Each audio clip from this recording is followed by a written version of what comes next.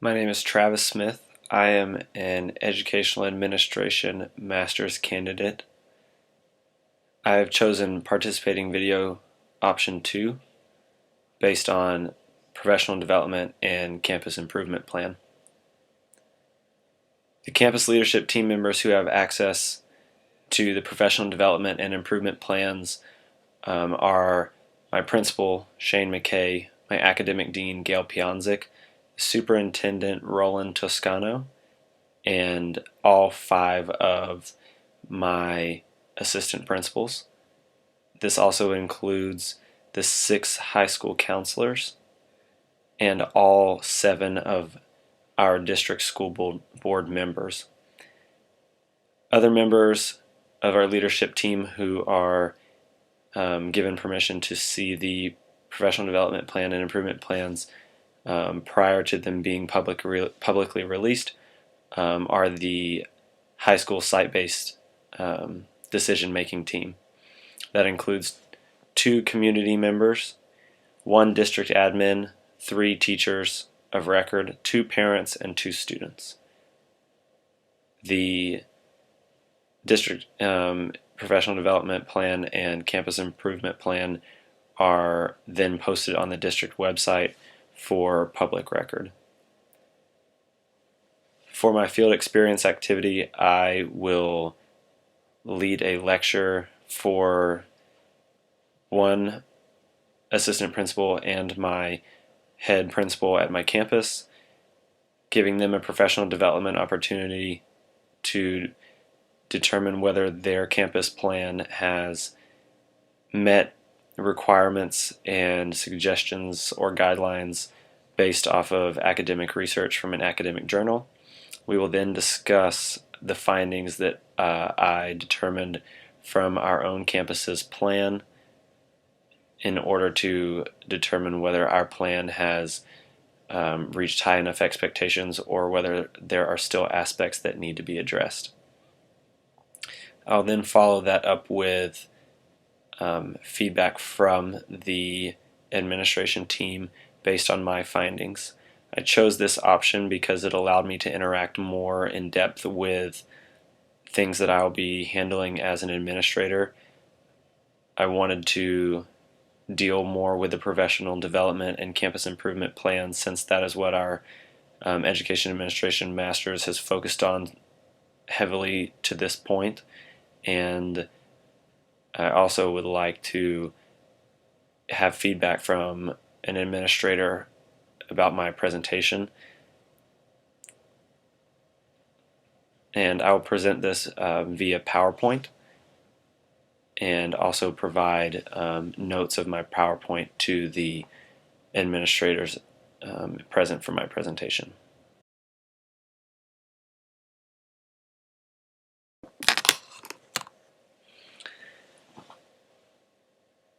Hi, welcome to the Campus Professional Development Plan and Continuous Improvement Plan findings for East Central High School here in the school year of 2016 to 2017.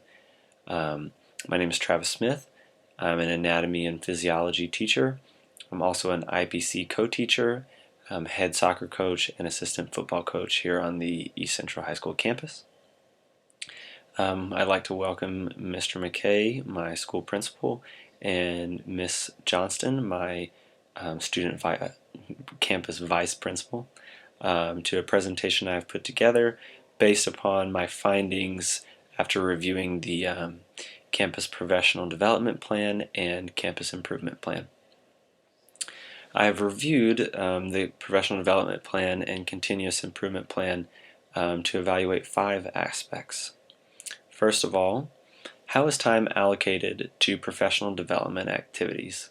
Are they spent majority on single event sessions or ongoing trainings? Is it a mixture of both?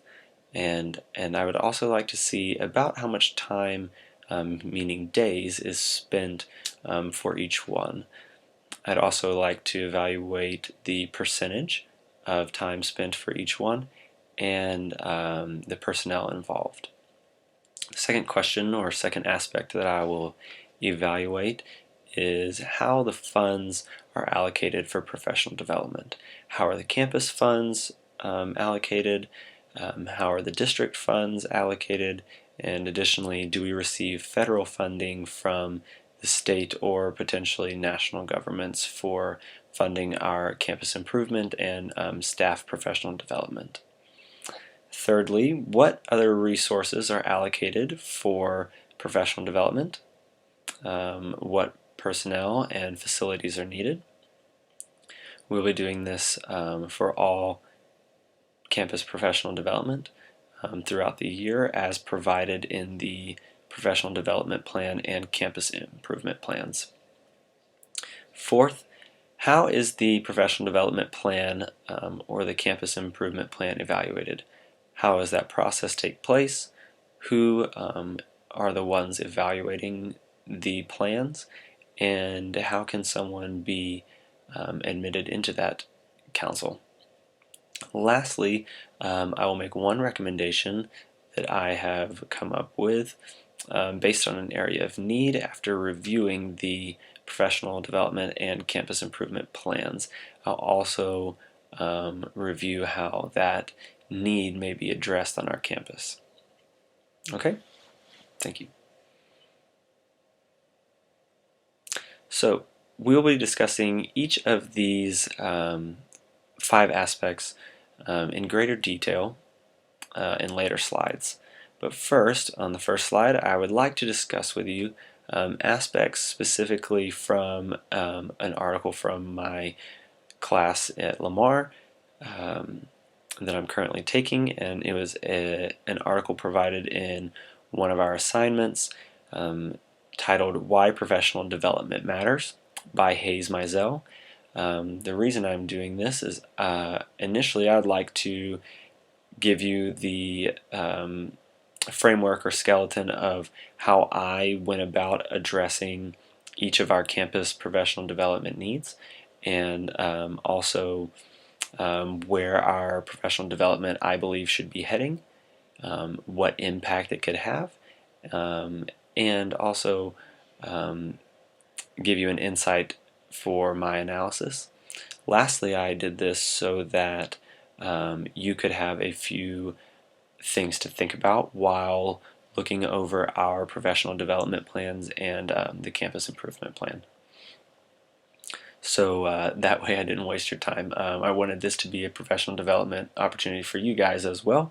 I know how busy you are, so I really thank you for spending a few minutes with me here. Following the analysis of Why Professional Development Matters by Hayes Mizell, we'll look deeper into our campus professional development plans and continuing improvement plans to determine if our plan is comprehensive to the level that Mizell asks for it to be in his writing. So, first of all, Mizell claims that the most effective professional development engages teams of teachers to focus on the needs of their students. I believe that our campus does that, and I believe that our definition here at East Central meets the definition that Mizell states. He claims that teachers learn and problem solve together in order to ensure that all students achieve success. He says that school systems use a variety of schedules to provide this collaborative learning and work time for teachers. When time is set aside for professional development, it should be used effectively, and the parents receive reports about students' results based upon these professional development opportunities. Parents should also realize the benefits of professional development to teachers, and in addition, this trickles down to effects on their students' learning, hopefully benefiting them. And this is why, even though there may be an inconvenience for their schedule, it is important to allow the students the time away from school in order for the teachers to develop professionally. So first, after the definition, Mizell explains why new educators need extra support. And I believe that initially he says new, but I believe that all educators need extra support because learning should be continuous and there are always new methods and pedagogy available. And I believe that a campus that does not invest in learning and providing these new methodology and pedagogical skeletons or frameworks for their teachers will be passed up or obsolete and lose out to newer technological methods that are available. So Hayes Mizell says that teachers have an overwhelming number of issues to deal with, such as classroom management, instruction and providing lesson plans. They have to discuss the TEKS. Well, he doesn't specifically say TEKS, but says curriculum. In our specific instance, it would be our TEKS. Adapting to school culture if they are new to the campus, or if there are new aspects that the school board and principal superintendent may have come up with that we need to implement into our school culture. Learning the new T-test situation and appraisal system that could provide stress, state standards, creating new parent relationships, interactions with the other teachers and a new set of students each year. If teachers are left to themselves, they will develop how they seem necessary and how they deem fit. Excuse me. This could potentially lead to counterproductive behaviors, just doing the bare minimum and not seeking out professional development opportunities that would be provided at the full campus level. Given the extra support, however, the campus administration can ensure that teachers are given and learn more effective practices, hopefully to apply into their classrooms on a daily, consistent basis. Additional support also helps the district retain teachers because the teachers feel that they are important and worthwhile. They feel as though they're valued, and obviously it's important to create a family atmosphere inside of a district that will help the school culture. It will also help with buy-in for future professional development opportunities provided by the administration and the district.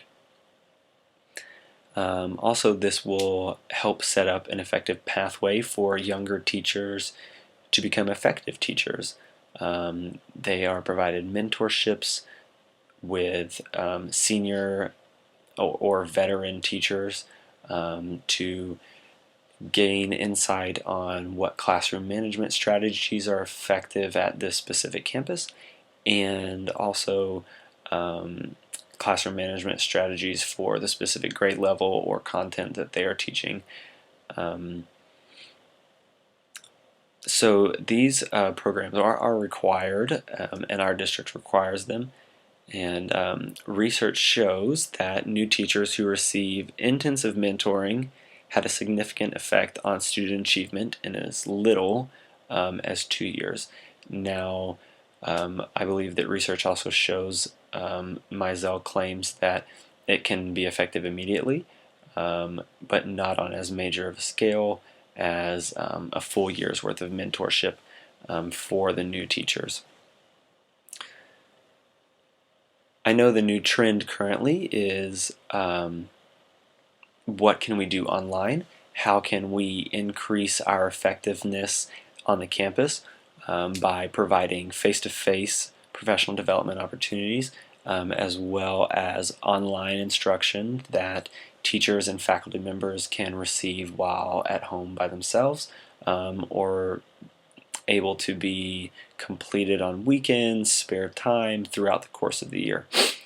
Mizell warns about the danger of this professional development opportunity being online, potentially being ineffective.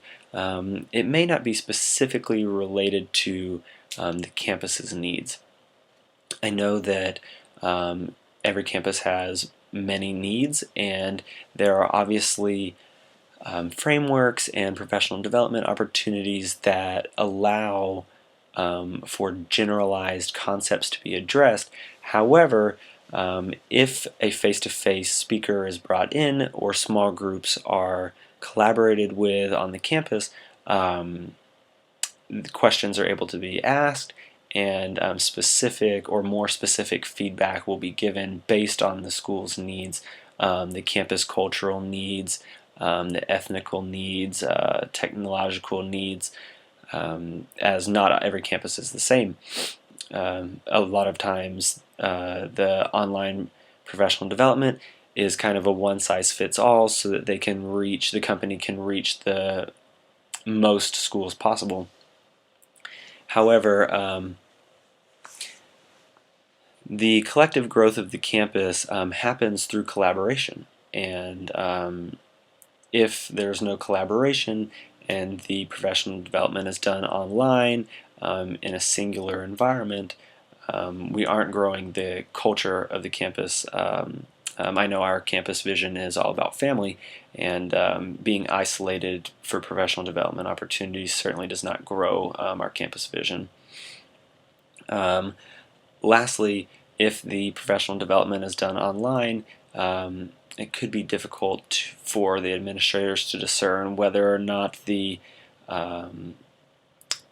educator or faculty member has completely absorbed all of the material, and also whether or not they will be able to implement it effectively in their classroom. The next question Mizell addresses is what effective professional development looks like.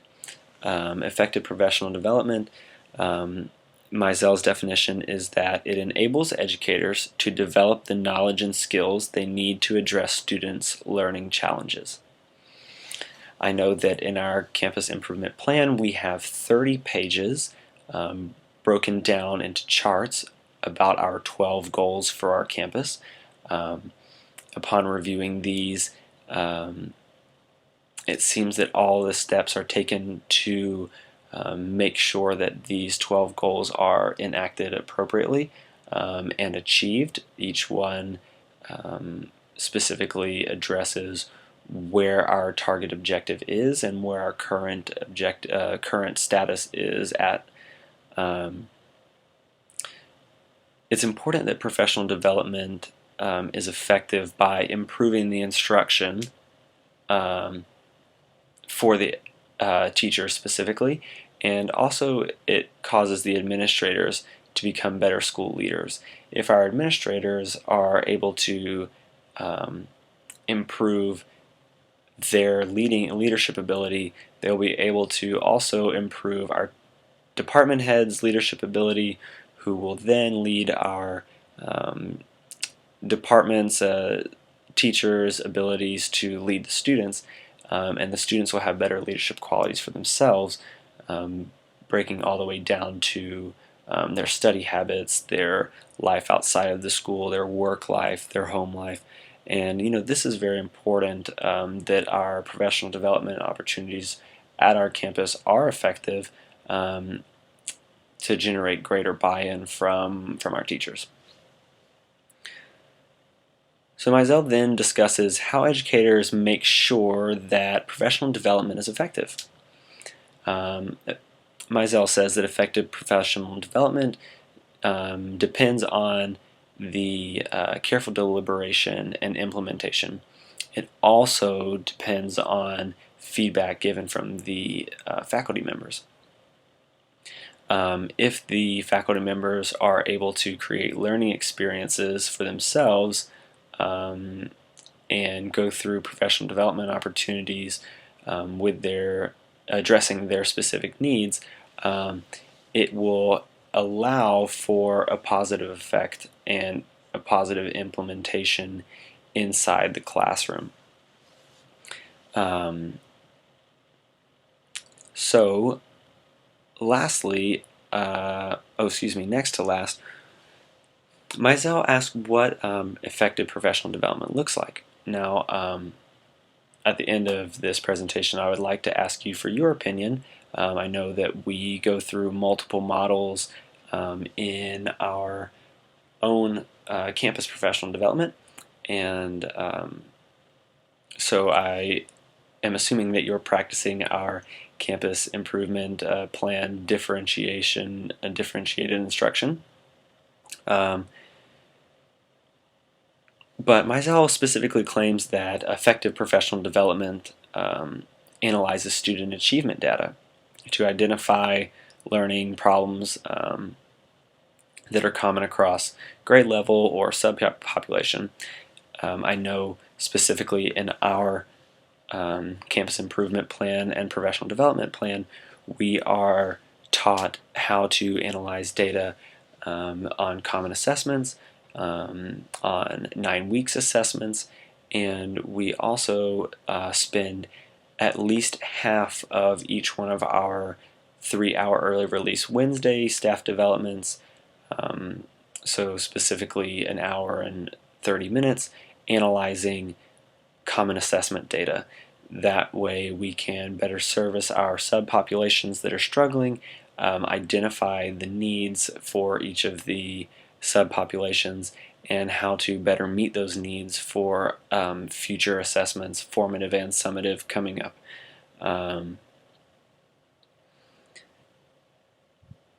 Also, Mizell claims that all educators need to be organized into learning teams.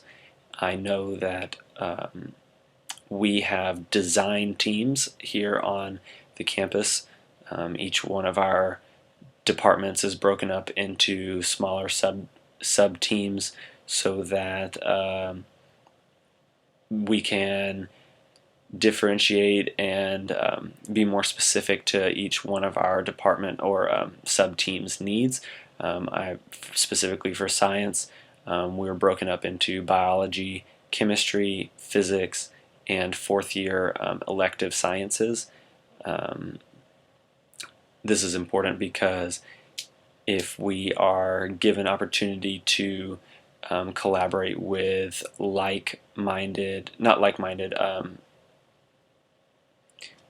people that are in our same situation in terms of the kids that we teach and the material that we teach, we'll be able to collaborate with experiences and successful implementation strategies of differentiated instruction. It would also be beneficial, I believe, that during campus-wide professional development opportunities that we are given the opportunity to get in teams with different grade levels, different departments, so that we can look at things through different lenses. Maybe strategies that work in English would also work in science, but we very rarely, almost never, meet with English teachers in order to learn those. The next thing Mizell describes is district-wide teams organized by grade level or subject. That way we can focus on matters that affect a greater population. I know in our district we are one high school campus or one high school district, and it would be more beneficial for vertical alignment. So I believe that vertically aligning, sending representatives from the high school, the 2 middle schools, 2 intermediate schools, and 4 elementary schools to address learning gaps that develop throughout the K through 12 education process. I believe that would allow for greater support for each of the students throughout their time here in the district. Lastly, Mizell asks, how much should a school system spend on professional development? Specifically, Mizell claims that school districts dedicate at least 10% of their budget to staff development, and at least 25% of an educator's work time be devoted to learning and collaborating with colleagues. Also, at least 30% of the technology budget should be devoted to teacher development. And he claims that the average percent most districts spent on professional development is 1 to 3%. I know that in our district, our campus specifically, 25% of my time is definitely not devoted to my own learning. And I could not find the entire campus budget on the district website, but overall it appears that just under $700,000 is devoted to professional development, meaning that our campus budget, if we were to spend 10%, would only be $7 million. I know that our district just passed a bond for the next 4 years of $32.5 million. So it's hard for me to make a determination on exactly if we spent 10% or 1%, but I'll definitely ask that question at the end of the presentation. So moving on in the presentation, post findings from my Zell, I'd now like to address our own campus's professional development plan and campus improvement plan so that we can assess what Mizell has said and see if we've implemented these things to our own campus and our own district. So first, I ask, what is our focus? Our focus is the 12 campus goals described in our continuing improvement plan. Of those 12 goals, we have 26 aspects in which our professional development plan mentioned learning and striving to reach those 12 goals. Out of the 26 professional development opportunities, 75% were single event sessions, meaning that they took place over the course of one sitting, or I also have here that out of the 75%, 30% were multiple day trainings. Now, these were opportunities during the summer and one during our staff in service during August prior to the beginning of school. One 2-day training was on the new T-tests, appraisal system, and the other opportunities were AVID national conferences and state conferences for our AVID instructors, AVID teachers, and the AVID counselor. However, these are not reoccurring opportunities throughout the school year. They are specifically just each summer, so that the AVID teachers can meet once a year. Now, I would think that something as important as AVID would be reoccurring throughout the year, where there would be where it would be considered an ongoing session. Things that happen maybe once a month, the AVID teachers from the district could meet together. Maybe once a quarter, they could go to a conference where AVID teachers meet throughout the state, in addition to the national conference once a year. How is time allocated? So we have professional development days during the school year dedicated for campus-wide professional development. 12 of those are full staff development days. 6 of those which come throughout the school year. Our students are given a holiday on Mondays, and the staff comes in for professional development training. We also, in addition, have 7 3-hour early release days for campus planning and professional development opportunities. At least half of the 4 hours that's given for staff development is devoted to professional development, and that's a minimum, whereas the other portion is dedicated to department planning. On the district website, it says that faculty members, the professional development plan located on the district website claims that faculty members are allowed up to 5 additional professional development days throughout the school year that do not count against their sick or personal leave, as long as it is approved by the campus and then approved by the school board. So in total, that's 12 full staff development days, meaning 7:45 to 4:15, and also 7 3-hour early release days, and that is from 1 o'clock, 12:45 to 1:05. 12:45 to 4:05, the end of the school day. So it does seem that we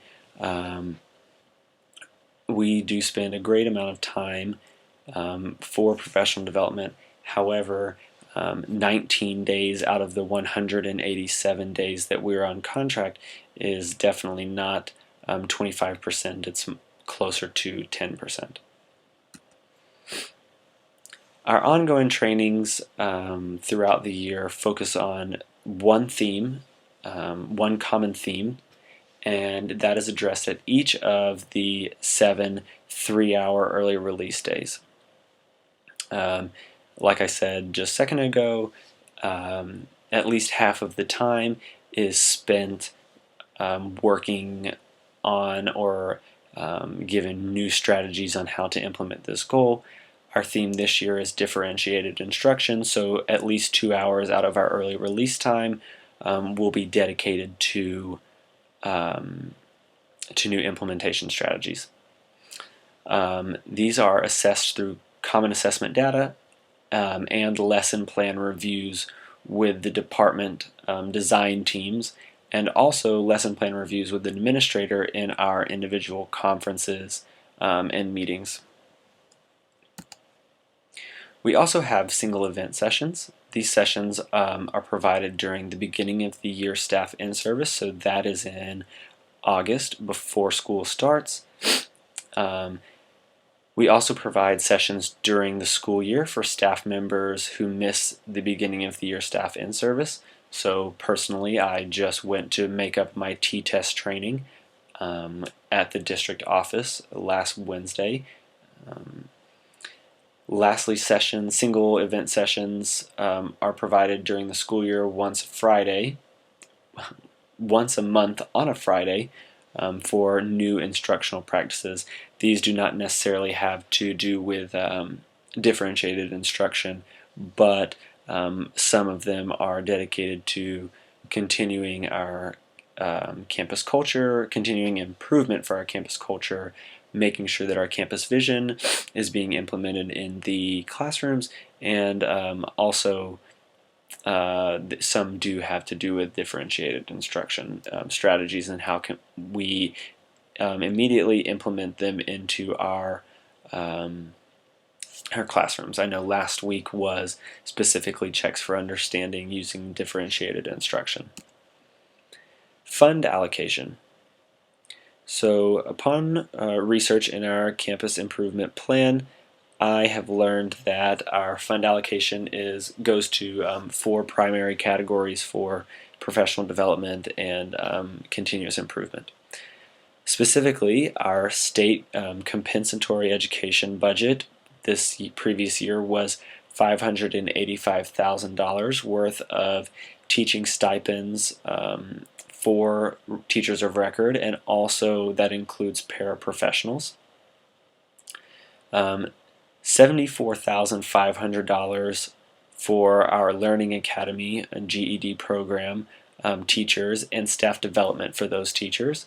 Also $38,000 for Learning Academy supplies, the largest being the use of a rental of a copier, $16,000 for that, which totals to $112,500 in funds going towards our Learning Academy or GED program.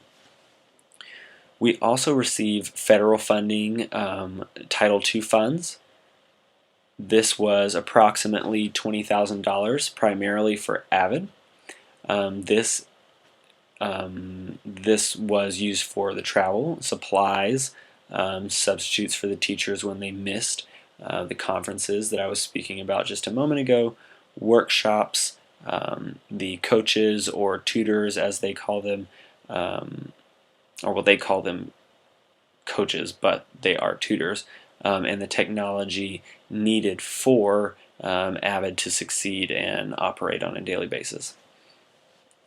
The last major fund allocation is Title III, and this is for our very large limited English proficiency population on our campus.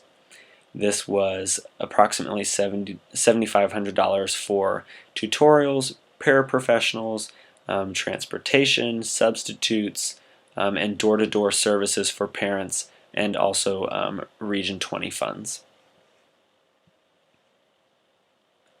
I looked at common resources that were allocated for our financial goals, specifically our business office and all the professionals and personnel that operate inside of that.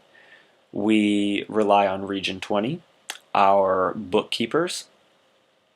We also rely on online resources during our professional development opportunities, and in order for our financial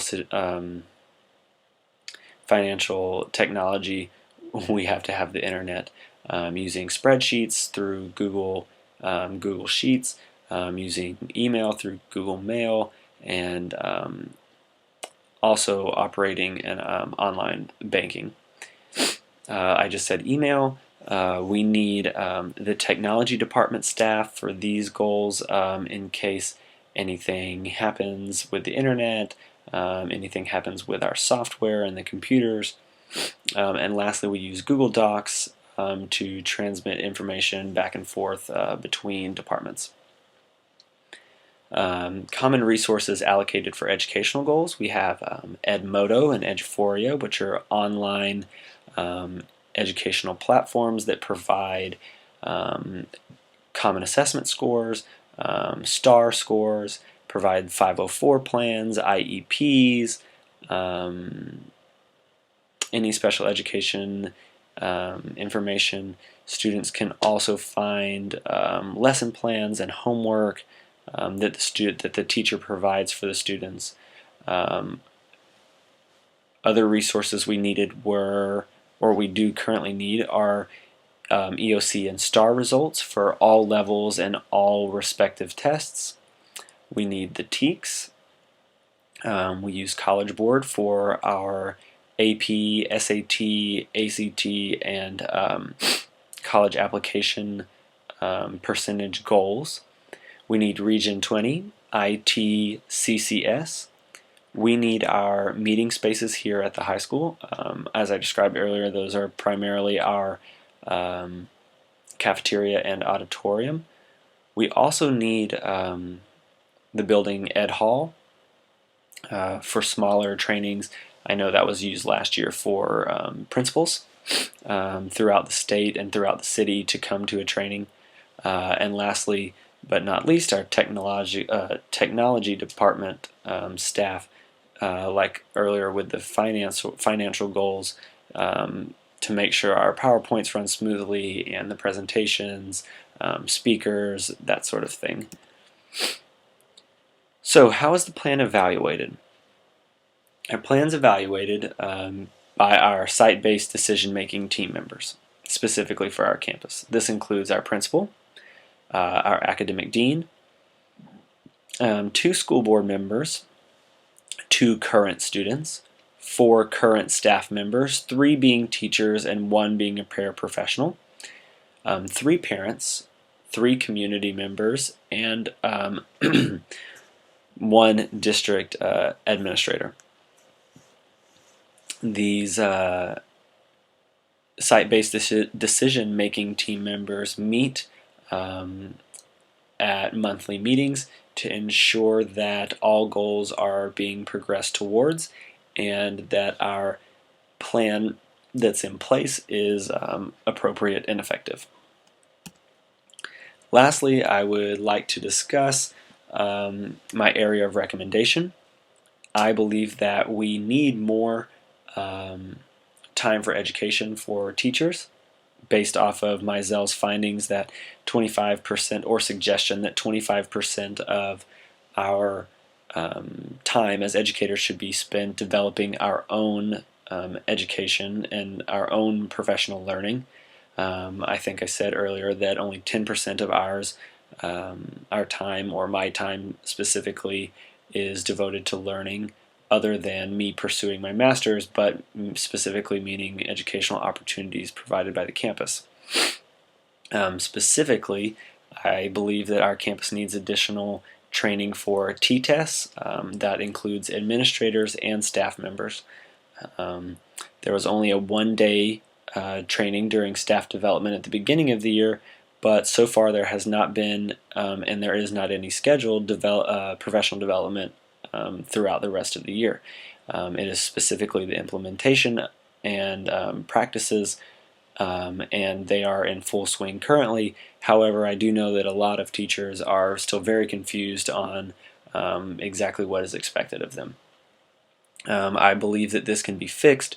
The problem could be solved using just 1/4 of every other staff development day, full day, excuse me, on the Mondays, to increase T-test awareness.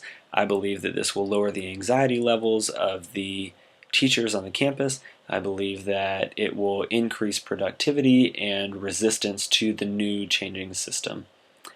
So overall, my area of recommendation would be to provide more education and professional learning opportunities for the staff members, because it'll only benefit you as administrators. It will benefit me and my colleagues as teachers, which ultimately benefits the students on our campus.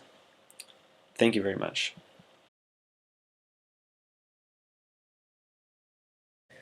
I will begin my post-activity reflection by answering the following question: which leadership team, or what are leadership team responses to questions regarding the professional development campus improvement plan? I began my activity for the administrators by asking them 5 questions. I found these 5 questions from an article presented to the classroom from EDLD, and it was an article by Hayes Meisel, What Makes Professional Development Effective?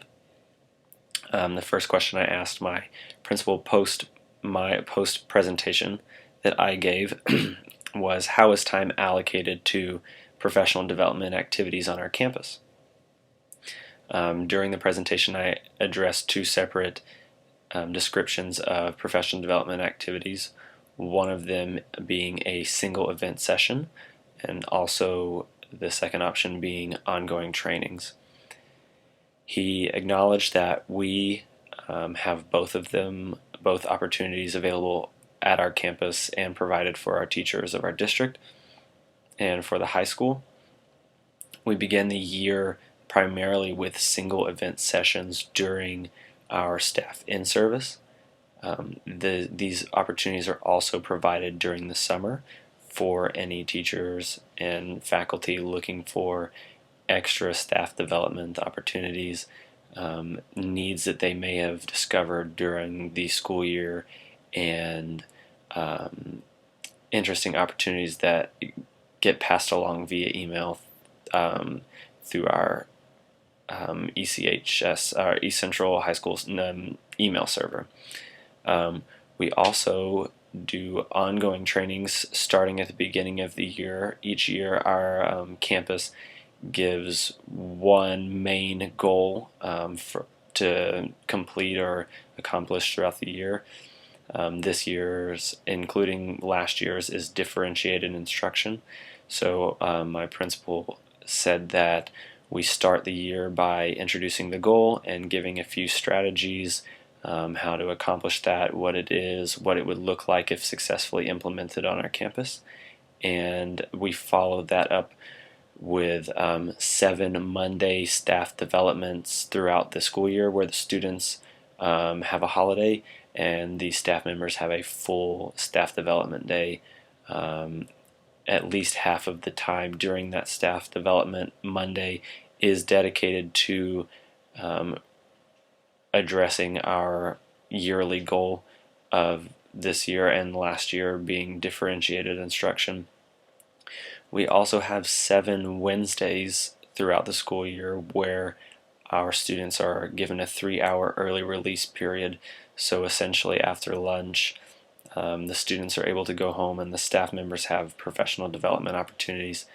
Every other one of these opportunities for staff development, so he particularly said this year we'll have 3 out of the 7 will spend at least an hour and a half of our professional development time discussing implementation strategies for differentiated instruction. Lastly, we continue this ongoing training one Friday per month at what our principal calls EC, standing for East Central, our high school, EC University, and it's a 15-minute training for one quick strategy on how to implement differentiated instruction into the classroom. Breakfast is provided and it serves a dual purpose for continuing growing our school vision and also continuing progress towards reaching our goal of implementing a new instructional practice.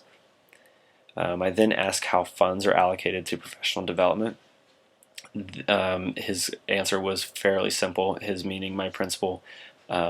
The school board and superintendent meet with the principals of all campuses in the district and follow the state TEA guidelines for how resources needed to be allocated throughout the district in regards to professional development. And then also our campus receives grants throughout the year that various faculty members apply for in order to provide additional professional development opportunities for smaller groups.